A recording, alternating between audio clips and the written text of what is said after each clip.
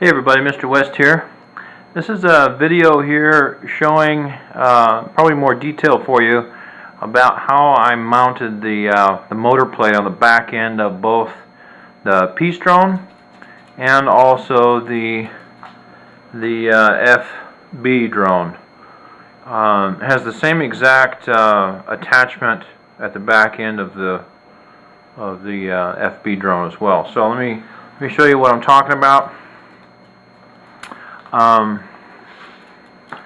Okay, so I took, in this case, two layers of the Luon ply here, and hot glued the two together to make this one more rigid. On the FB drone, I didn't do that.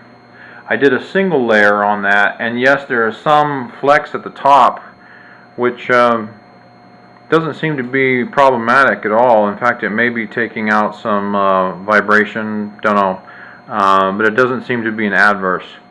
So literally you have a real clean square cut off the back end of the tube here. It doesn't have to be, super clean, but square is nice, obviously. And you could, if you wanted to, even angle cut. Right now it's 90 degrees to the bottom of the fuselage, and in theory you could put an angle cut on the back end of that tube. However, the downside is that the idea is to get the prop further away from this this wash that's created here, this dead space.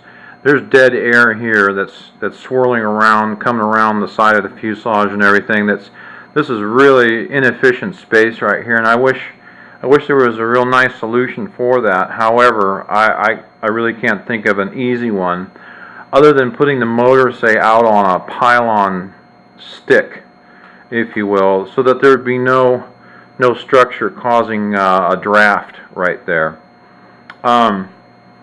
So this is obviously without the wing on, and I'll show you with the wing here in a moment how I did that that shroud. Basically, it's a shroud or a cover to deflect the air around it more nicely, rather than being flat on the front like the back is. So it's just simply hot glued to the back end, following the shape of the tube here. Nicely cut. I've got some power tools and so forth, which is a table saw, chop saw, and all that good stuff. I'm a cabinet maker by trade, so it comes to me quite easily to put this stuff together. I just used a big hole saw right here, like a 2 1/4 or 2 1/2 inch hole saw. All these tools you can find at Home Depot or Lowe's.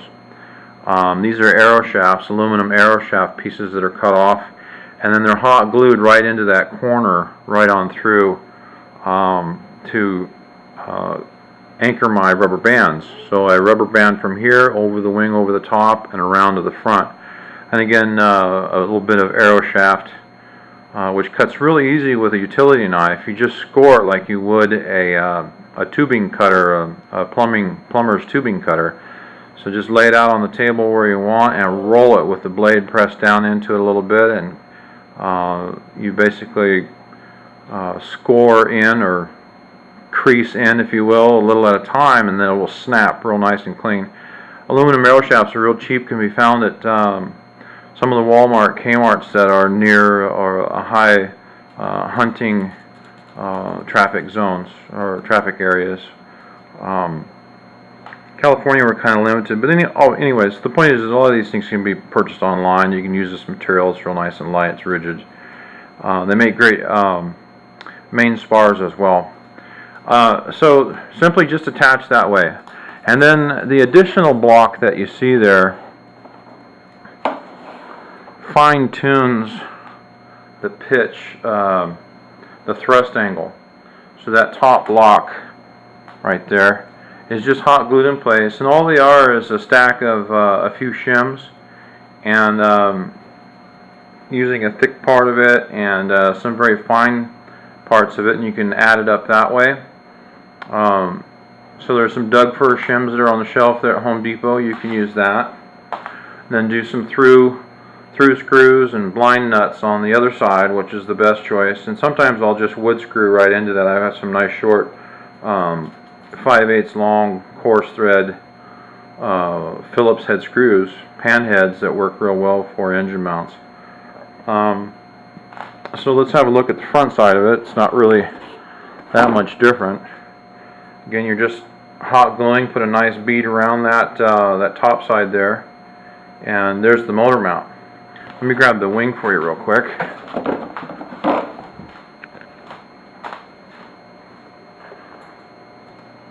Okay, so this foam board, the Dollar Tree foam board, is pretty amazing stuff, in that you can, if you peel off the paper on the, let's say, the underside of a piece, you can shape it. You can do nice radius turns and things like that, down to very, very tight. An example is here.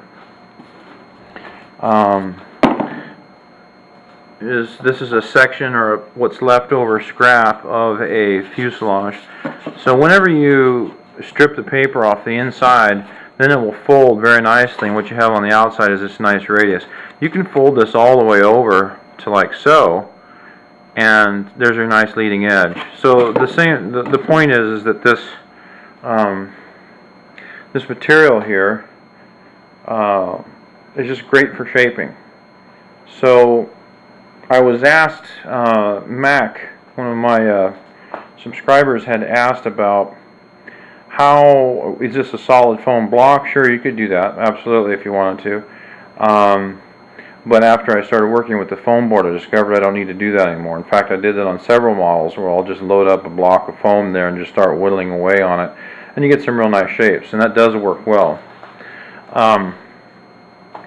This one isn't as fitted as nicely as the FB drone. I'll have to show that to you in just a second. So basically, just strip the paper off the inside, and I like to kind of pre-fold it. So if you had like a 1-inch diameter pipe, or a leg to a table, a metal leg to a table that's like 1 inch in diameter, or a broom handle, something like that, you can kind of roll it, pull it left or right, and shape it to get that fold, or bend rather, that nice curve to occur. And then once you have that in place, you just simply eyeball cut away. And the angle that I looked for was 45 degrees. So you could actually cut two 45-degree legs, one on this side and one on the other, as it's laying flat. So draw yourself a center line in a piece of this cardboard, or this foam board. Draw a center line, and then space the amount of this radius. The width of this radius is probably like a 3 or 4 inch. So give yourself a 3-inch wide space on your rectangular piece of foam board, and then draw two 45-degree lines on both sides of that, and that's your rough cut.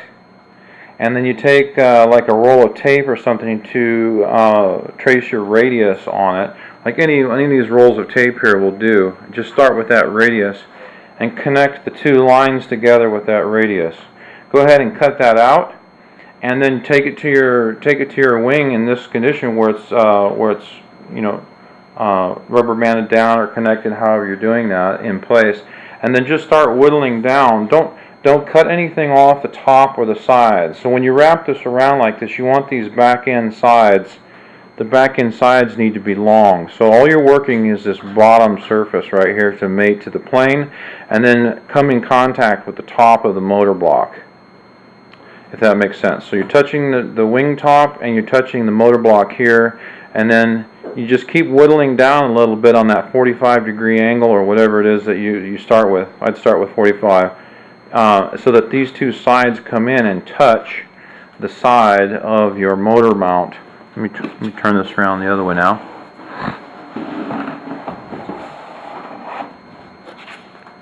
By the way, I really appreciate questions and comments about how I do things. I spend a lot of time talking about this stuff, and I'm sure it bores some, and probably many actually, but it's all in the details, and information is free to me. Anything that I know and I've done, it's free. Just ask. Don't hesitate if you got any questions how I did this or that, or where I can get this or that. It's no secret. It's knowledge passed on and passed on and passed on and passed on and improved upon, hopefully along the way. Anyway, so this is what you see at the back end. That shroud then just comes around and comes in close contact to the sides like that, and it stays permanent with the wing, and the motor mount stays where it is. So this, the reason this came about this way, and that this was not all one unit for some reason, is that what I do, and there's a gyro in there that I use for these ailerons. Actually, there's elevons. So I need a second gyro. So what I do is I mount the receiver right here. So wing servos are here, and I really only have one servo wire to attach from the speed controller, which is here. In this case, was mounted on the side, external. And then the servo or control signal wire, I would just attach to the receiver right here. So I only had one connection, and I laid the wing down, and the receiver dropped down in the hole that I made there, and then rubber band this baby on there. It's pretty simple. Battery hatch right there. You've all seen that, I suppose. But so the point is, this plywood deal. There's really no bracing in front of it. It doesn't seem to need any. The back end of, let me pull that one off real quick, or over here I should say. Right now the living room is my, yeah, I know this is going to sound bad, the living room is my man cave for the moment.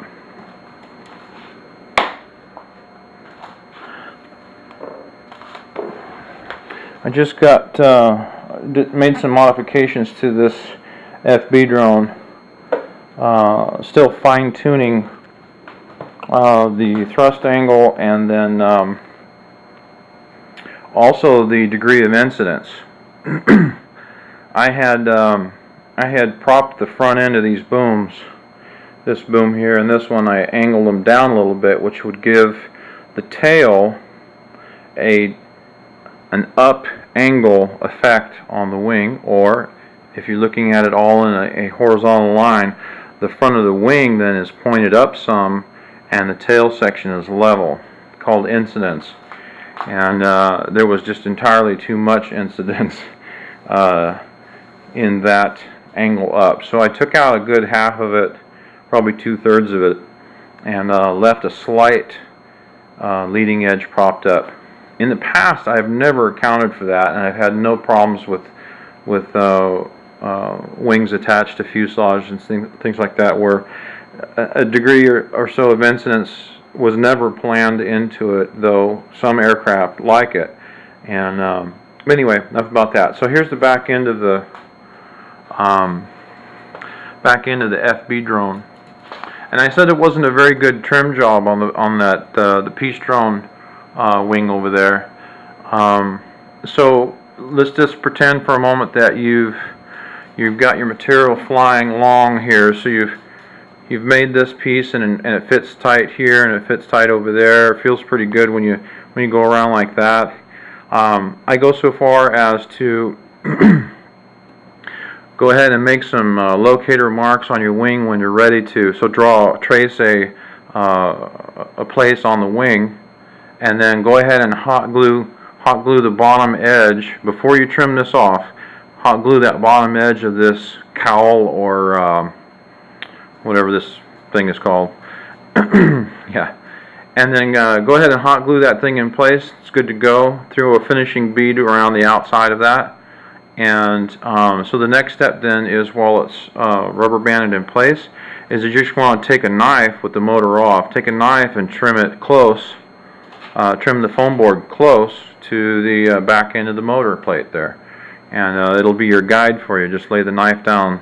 A good sharp blade, and that's the key too, is having good sharp blades. And I tend to resharpen my utility blades rather than go through piles of them, because it seems like it doesn't take but you know, 6 or 10 whacks with the knife on the foam board or whatever you're doing, and it's dull. So I've been reusing them for a couple of years now. So there's the back end there, and it's done exactly as I said as the Peace Drone. I did put the speed controller here on the back wall, if you will. Just throw a little zip tie there. Ventilation holes right there. Same idea. This time I did not use arrow shafts. I used some square dowel that I run into the corners of the fuselage with the same method there, and I'm hot gluing on the inside to reinforce those contact points. And started with the shim wedgie here, and then what I learned, see RC, oh, what's it called? Anyway, the point is, I googled and found, let's see, pusher. If you want to Google if you want to know how to do this thrust angle and how I found out, it just confirmed what I already knew. Is go to this website, and I can't remember it. It's very popular. My brain's fading right now. Google pusher prop thrust angle. Pusher prop thrust angle. Type that in, and you'll see a popular RC forum there, and go to that thread, and you'll see probably about 3 or 4 comments down. There's a guy who knows what he's talking about. Explained it pretty clear. For the most part, it's about 80 to 90% pretty easy to read for the layman doing this. But here's the answer in a very quick nutshell. So anytime that you mount a motor above the nose to tail roll axes, and that invisible line runs from the nose to the tail and is somewhere under the wing, maybe slightly above the wing, it just depends. The point is that there's this imaginary line that this plane rolls left to right on, right down the center. Let me angle over here. Okay, so there's this line, right? So take a piece of paper, draw a horizontal line across the paper from left to right, and then put a motor line or thrust angle that intersects at the front edge of your wing. So if you can see right through this line right here, looking from here forward, you can see that, I'll turn it horizontally now. You can see that the thrust angle intersects with the front of the wing some, inch or so forward of the wing. So that's a good place to start. So just draw that imaginary line that intersects the leading edge, probably plus an inch to 2 inches. If you go about 2 inches forward I would start there with your cut angle block, and then from there you can shim the bottom of the motor to fine tune it. That should get you real close. And so the point of all this is that you're compensating for this motor thrust line being off of the roll axis line. If they're on the same line, then no correction or no angle adjustment, thrust angle adjustment would be necessary in theory. And now, just depending on the characteristics of the airframe that you have, you may need to fine-tune shim up or down. And so the way to discover this, how you know this is not right, this angle or some other angle that's lesser, is that when you full throttle and your flying trim, your trim levels are fairly neutral on your elevator, and you hand launch or you take off from the ground, it may have difficulty taking off from the ground because it seems like the nose just doesn't want to lift up. It wants to stay stuck to the ground, and the reason is that the motor, because it's above this line, it's also above the lateral axes, the CG axes, or near CG it is, or the moment that this airplane rotates on. If that motor is above and behind, it literally pushes the nose down. If this motor were below and behind like it is, it would push the nose up. if you had it facing straight forward on a parallel line to the nose to tail axes or roll axes. Hopefully that was real clear. So the closer you can get it to down here without dragging your prop in the dirt, then that's great. In fact, this is probably too much, and it is where it is. It really should come down, or could come down, a good inch, because I have that room. After getting the angle more proper, I've discovered it started raising the prop up off the ground further. Therefore, I could have started out lower, and changing that angle up brings it away from the ground anyway. So, you live and learn. Is it a problem? It creates more drag. It's a little less efficient than it could be. It might be a good inch, maybe an inch and a half shorter than it is. So if you're counting, efficiency numbers, then yes, it could be better. Does it fly bad because of it? No, just not as fast. So there you have it. Those are some of the considerations with just doing a solid back plate like that. Other than that, I don't think I would have changed a thing. Just drop it down a little bit further. The Peace Drone height is like perfect, and I should have modeled that, but I modeled it more closely, taking those numbers, because it's the same motor and the same prop diameter and everything, which is in my spec statements. So video number 1 of this one, which is the FB drone part 1, has all the specs of this plane, and it tells you about the motor and batteries and speed controller that I use on both of these birds. They share the same hardware. Okay, so enough about that. If I didn't answer your question, please throw a comment in this video comment section, and I'll get back to you as soon as I can. Thanks again. Thanks for watching. And Mac, I really do appreciate your questions and thoughts. It's not a bother. And look forward to hearing from you. Thank you.